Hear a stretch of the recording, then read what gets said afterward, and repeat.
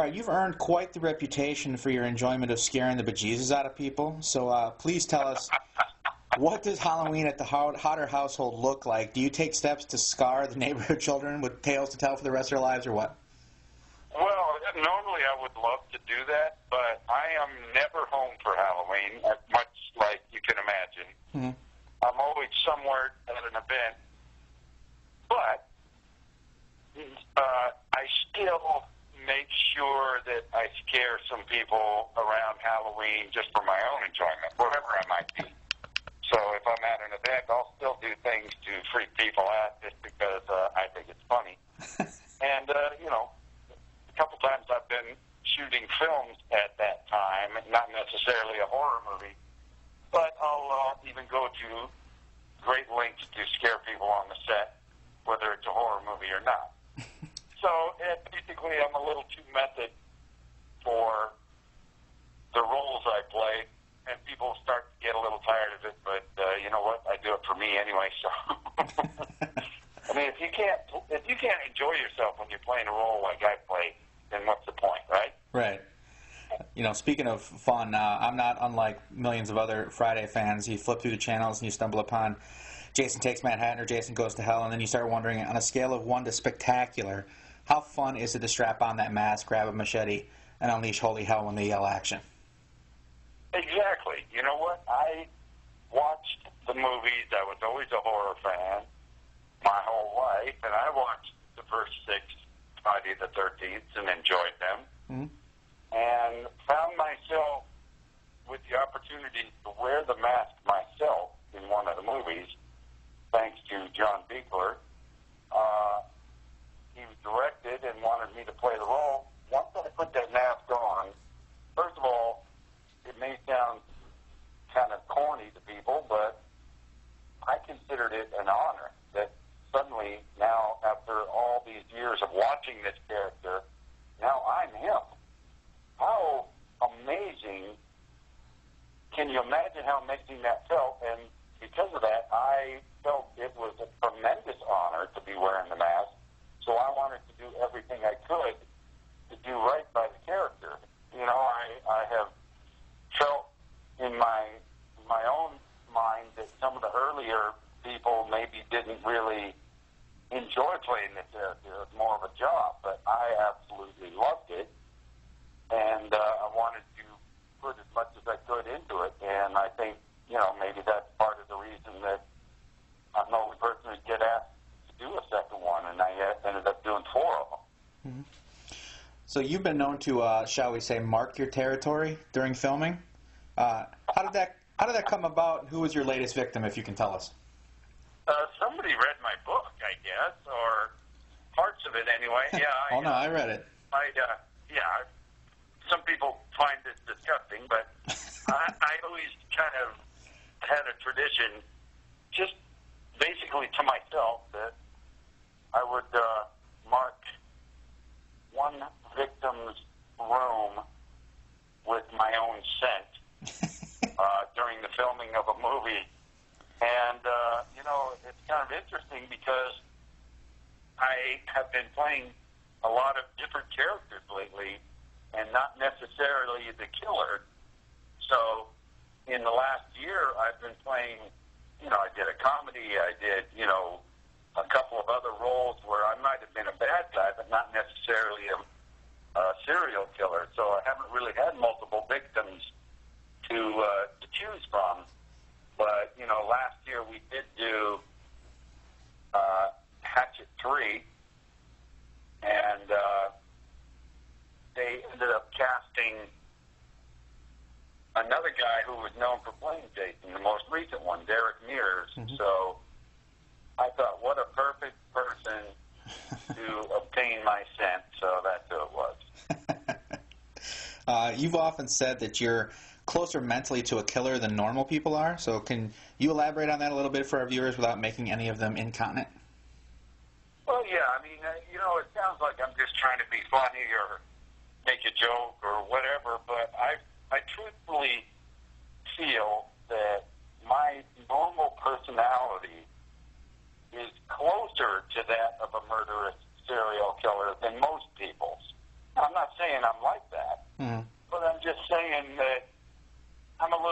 closer than the normal guy, so that to get to that point is a little easier for me than it would be for somebody that lives further away from a murderous killer in their mind. So I just think the trip is quicker and more convincing because I'm already halfway there. Okay. Can you talk a little bit about the transition from playing Jason in the Friday films to playing Victor Crowley in the Hatchet series? Yeah, sure. As I said, I always considered playing Jason an honor, even though I did, 4 in a row. I never changed that opinion. Always wanted to do right by the character because I wasn't the only one to have done it. So I tried to do things that would maybe make me stand out as a different portrayal of Jason.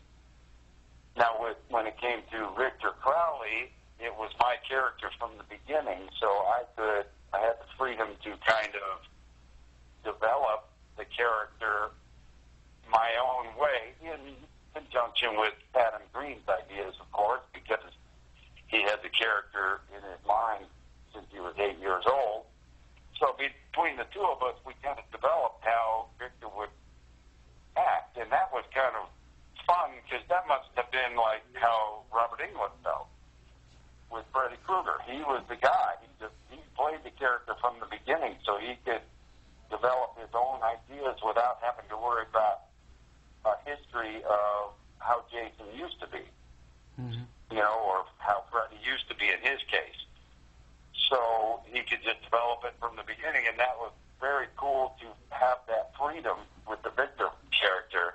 And I have done a lot of, over the 3 films, I have developed the character in some subtle ways so that people don't even realize necessarily consciously what I've done, but hopefully it registers with them at some point the subtle differences as Victor Crowley progresses from film to film. Mm-hmm.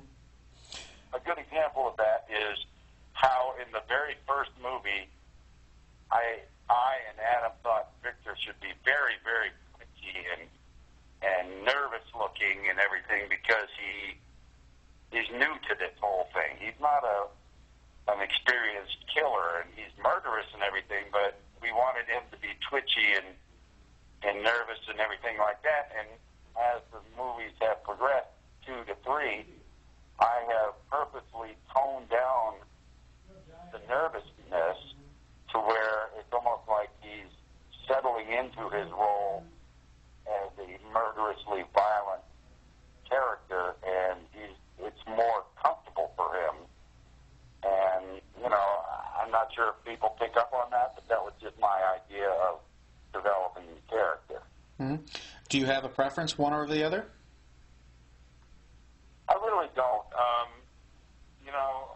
Because of the Jason character already being known around the world, that was unbelievable, but at the same time, it was nice to, like I said, develop a character from the ground up.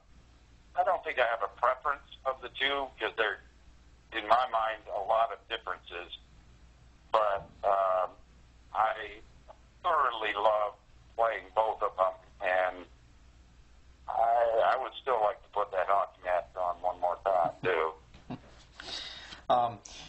You alluded to it a little earlier here with Derek Mears in Hatchet 3. Of course, he played Jason in the Friday the 13th remake, but I was going to ask you if the set was big enough for 2 Jasons, and I think you may have answered that question already with marking your territory. Well, yeah, let's face it, it's a movie about Victor, not about his character, so we made sure that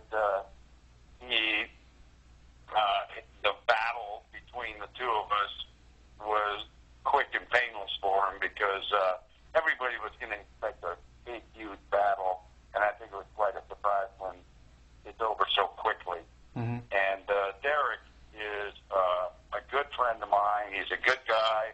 I have no problems with him. I was happy that he was going to be in the movie, and we do a lot of conventions together and everything, and I think he is a great guy, and I didn't particularly see him, his movie, as Jason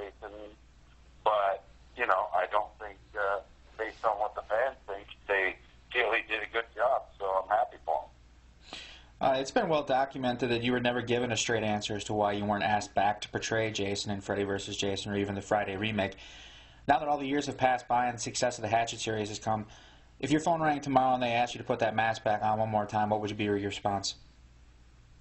Oh, yeah. I mean, as you said, I was replaced when I didn't want to be replaced. I wasn't done playing that character. I didn't think I was.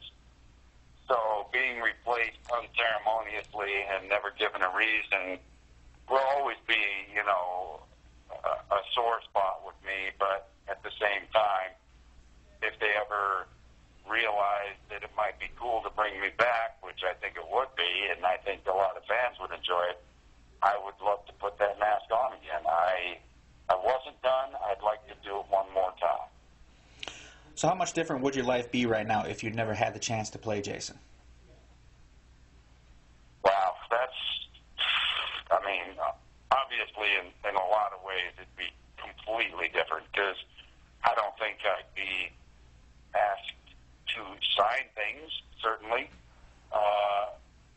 because if I hadn't played Jason, then I don't know if Adam Green would have known who I was to want me to play Victor. So without Jason, I probably wouldn't be Victor, and I probably wouldn't be doing appearances and interviews like this. So it's a huge turning point in my career, and pretty much all for the better, because of the notoriety of playing characters like Jason and Victor. Now people want me to be in their horror movies, and I can play other characters sometimes, which is kind of a nice challenge because, I went into this business to be a stuntman and never thought I would sign an autograph anyway and never expected that. And then all these things happened, and it was like, wow, completely different than what I had anticipated. All right, can you give us the single craziest thing that you've seen or had requested of you at a horror convention? Well, there was a guy that came to a convention and was begging all of us guys that played horrible characters like myself and Tony Todd, and I think it was R.A. Mihailov from Leatherface from Chainsaw 3. There are several of us that play mean characters, and he was begging and very seriously about it for us to punch him in the face. So, it was, and we're like, yeah, okay, no, really, I want you to smash me in the face. And I believe one of us did it, but I can't reveal who it was. Everybody else said, no, I don't think that's a good idea, but there was one of us that decided, okay, and I'll just leave it at that. All right. In your book Unmasked, you explained that you'd never told the complete true story of what happened when you were badly burned early in your stunt career. What made you decide to share that tale with such courageous honesty at that time with your book? Well, I guess, once I started telling my story, it was such a purging experience that I thought, I'm going to tell everything, good and bad. I'm going to talk about the bullying, and because so many times I'll read an actor's biography, and all they talk about is their career. Mm-hmm. And I want to learn more about the person. I want to hear about the times that weren't so good. I don't want to hear about all the egotistical times and all the good stuff only. Mm-hmm. There has to be some hard things to talk about, and a lot of people especially actors, are too insecure to talk about that. So I figured, you know what, I'm going to tell everything, and it'll give people a different perception of me, but at this point, I don't really care. I've had a good career to now, and I don't have to lie about how the burn happened anymore because I've already had a good stunt career. It's not going to affect the work now, because that's what I was worried about. If I tell people that I got burned because I was basically inexperienced and stupid, which is the case, then nobody's going to want to hire me. Wait a minute, he almost died because of being stupid? I don't think he's a very good stuntman, man. Mm-hmm. So I myself first, and then I could really talk about how it happened, because now I've already had a good stunt career. It doesn't matter what people think anymore. And I figured, be honest for once. Okay. Having overcome so much with your burns to not only lead a normal life, but also achieve your aspirations of being a stuntman in the film industry and beyond, of course, with Friday the 13th and Hatchet and all the other movies you've done. For anyone out there watching who's struggling right now, be it with burns or bullying or any other obstacles standing between them and the life that they want or even feel is possible, what advice would you offer them? Well, not the typical advice, probably. Because at one point I was very, very, very down. And this is during my hospitalization with the burns. I got burned when I was 22. Then you go through the trauma of the injury itself. And then you have to realize, wow, for the rest of my life, I'm going to carry these scars as a reminder. I'll never be able to forget what happened because I have all these scars. Mm-hmm. So you get to a point where, at least I did, where I was very, very depressed, and this is after I finally started healing, mm-hmm. and it started sinking in what my life was going to be like for the rest of the time I'm here. Mm-hmm. So I was very depressed and even contemplated, whether it was worth going on. And the biggest thing that I could say to people, I understand when you feel like it may not be worth it anymore, and do I really want to go through all this pain and then live a life that's not what I wanted, and maybe I should just end it now? All I can say is, look, if I had done that, look what I would have missed. And it's just one of those examples of, I understand you feeling like maybe you don't want to do it anymore, but what might you miss if you do end it now? I would have missed all of it. I would have missed all the helping of people that I do with burn units like I was doing today at Mass General. I would have missed all of the Jason stuff, all the fun things that I've had in my life since that moment when I decided, maybe I'll stick it out and not end it now. Look at all that stuff I would have missed. And that's what I think I would hope people would think about. It may be really terrible right now, but you don't know what you might miss if you don't stick it out. So sometimes you might miss something incredible like I would have. In the extras from the DVD series set for Friday the 13th, Corey Feldman stated that he wouldn't mind reprising his role as Tommy Jarvis to have the ultimate showdown with his lifelong tormentor and Jason Voorhees. Of course, there always has to be an element of absurdity to slasher films to a certain extent, but if taken seriously, how good could a movie like that, with that type of storyline, turn out to be, and would you want to be involved in something like that? Well, I know Corey from doing appearances together, and as a horror fan, I think it would be cool as hell to have a Friday the 13th movie bring me back and Corey Feldman back. Now, how the story is written, it has to be pretty creative and everything, but just stepping out of the fact that I play Jason, I think it would be cool as hell to see me come back and Corey come back. As well as maybe somebody else from the previous movie, Mm-hmm. Well, I definitely agree with you. I think there are a lot of fans out there that would like to see a movie like that. Yeah, and, I still have plenty of anger and rage to emit through that hockey mask. So what projects are you working on now? Can you tell us a little bit about Old 37 and Pink Slips? So Old 37 is a movie I did with Bill Moseley, where he and I play brothers that drive a crappy old ambulance around, and we wear, half-ass uniforms, and we respond to 911 calls before the real people get there.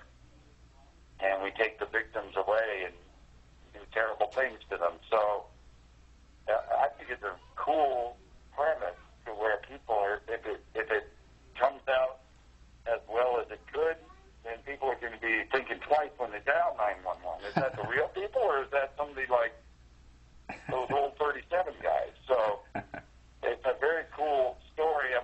when that's coming out, but we finished it at the very end of last year.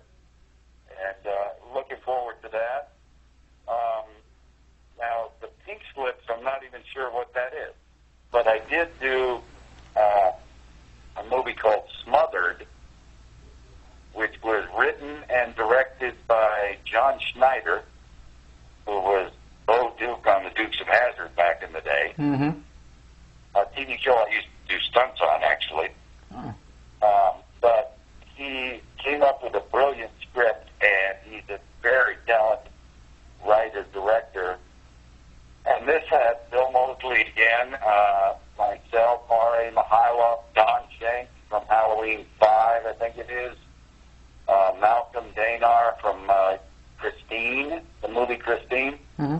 And we play versions of ourselves as horror icons that nobody wants our autograph anymore. So we're bitter and we're like has-beens. Mm-hmm. And we go on a road trip and get picked off one by a serial killer. And the serial killer is a cute girl with large breasts. All right. So it's a complete turnaround from what you usually see. Right, exactly. And that's supposed to come out December 13th in theaters, and I'm really looking forward to that one because it's a comedy, but it's got horrific elements in it, and it has heart. It's a movie that has heart, even though it's a horror film.